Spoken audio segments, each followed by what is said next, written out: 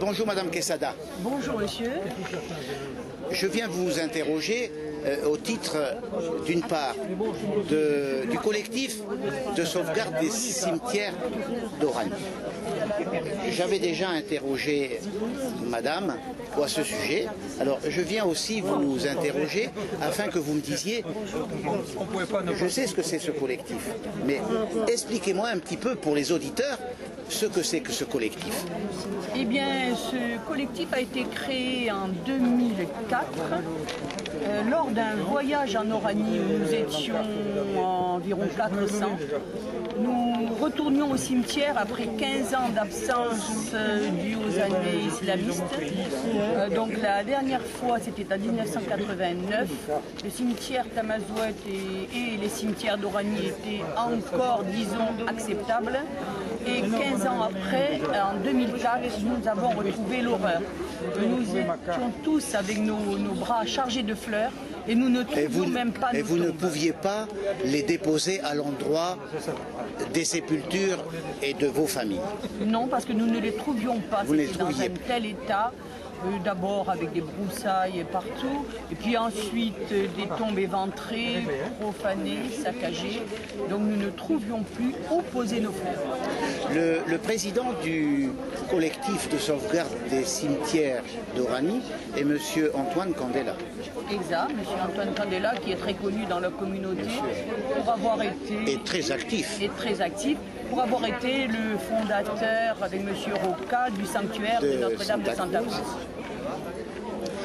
Donc on peut lui faire un petit coucou ici depuis Cimier, même s'il ne nous entend pas, il nous verra. Bien sûr, il n'est pas là aujourd'hui parce qu'il a quelques problèmes de santé. Oui, aussi. Il a des problèmes de santé, donc autrement il serait là. Donc il n'a pas pu se déplacer, mais nous sommes là pour lui. Et... Vous éditez un petit recueil, Devoir de mémoire. Oui, nous avons donc fait pour informer nos adhérents ce petit recueil Devoir de mémoire où nous donnons toutes les informations. Nous donnons régulièrement des informations aussi à nos adhérents par le biais d'Internet. Voilà, donc ils sont informés de tout ce Je voudrais interroger votre voisine, votre collaboratrice. Comment vous appelez? Comment vous appelez? Diaz Nadej. Diaz Nadej. Alors quel est votre rôle dans ce collectif? Alors moi je fais partie de la délégation 06, donc des Alpes-Maritimes. Et mon rôle, pour l'instant, ça a été d'aller au cimetière Tamazouet, photographier tous les registres du cimetière. Donc j'ai pris environ 7000 photos et j'ai les livres de 1908 jusqu'à 1970. De ce fait, je peux renseigner tous nos adhérents sur l'emplacement actuel après le regroupement dans les caves.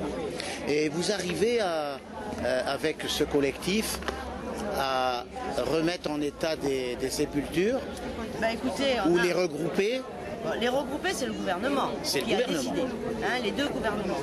Maintenant, les remettre personnellement en état, il faut des moyens. Il faut des moyens. Et ces moyens, après 4-5 ans d'existence, vont arriver. Donc,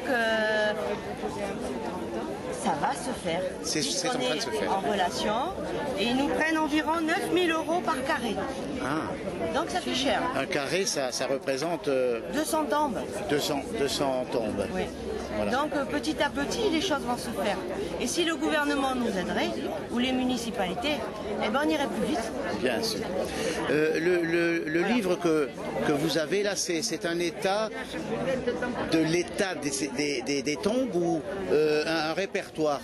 Ce livre, ce sont les registres du cimetière. Il concerne les militaires d'Oran. Tous les morts de 14, de 39-45, oui. Ils sont répertoriés là puisqu'on les a ramenés chez eux, donc à Oran. Maintenant, il en existe d'autres dans d'autres cimetières d'Oran, mais ceux-là, on ne les possède pas. Et le cimetière de Merzel-Kébir, qui a été dégradé, c'est vraiment un sacrilège. Tout à fait. Mais il n'y a pas que le cimetière de Mézel-Kébir.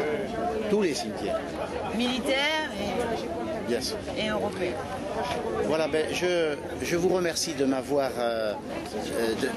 accueilli sur votre stand. Je vous souhaite une bonne journée et bien sûr que tous ces problèmes de sépulture d'Afrique du Nord de nos aïeux puissent se concrétiser dans la bonne direction et que l'État algérien et l'État français se mettent d'accord une bonne fois pour toutes. Mais il y a les familles aussi. Eh oui, les familles. Parce qu'on est quand même tributaire de nos morts. Bien sûr. Et on doit...